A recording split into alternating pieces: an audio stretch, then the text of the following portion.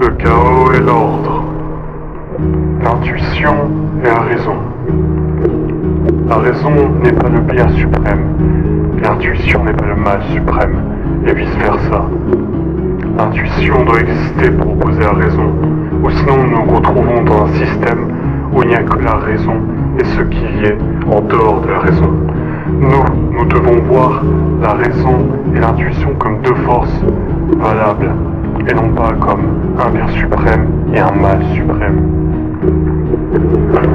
Dans cette même vue, nous ne pouvons pas tout simplement dire que l'intuition est le bien suprême et que la raison est juste une reprogrammation innaturelle.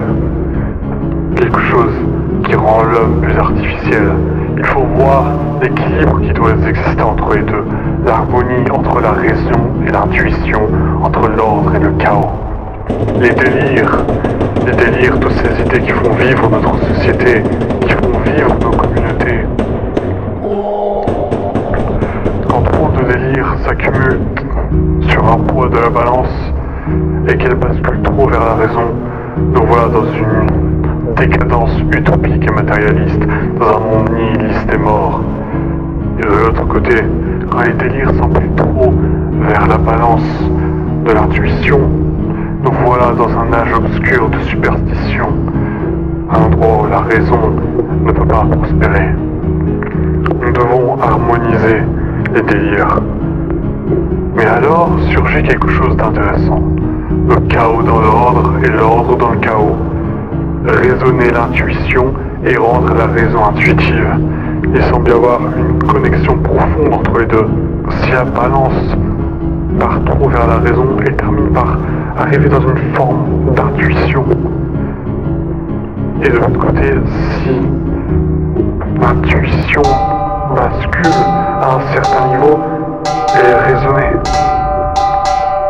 La raison qui est définie ici, surtout que quelque chose de matérialiste et de séparé de l'homme,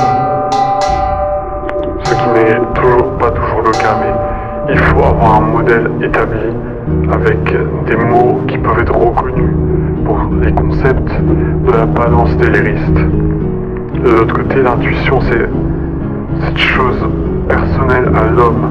Ce n'est pas un acquis comme la raison, c'est quelque chose qui est inné, quelque chose qui doit tout simplement être développé et révélé. C'est quelque chose de spirituel, c'est quelque chose de profond à l'homme. Quand la balance bascule trop d'un côté ou quand elle se retrouve complètement déréglée, nous nous retrouvons dans ce type de société décadente, nihiliste, autodestructrice. Il faut rééquilibrer la balance au nom du délirium.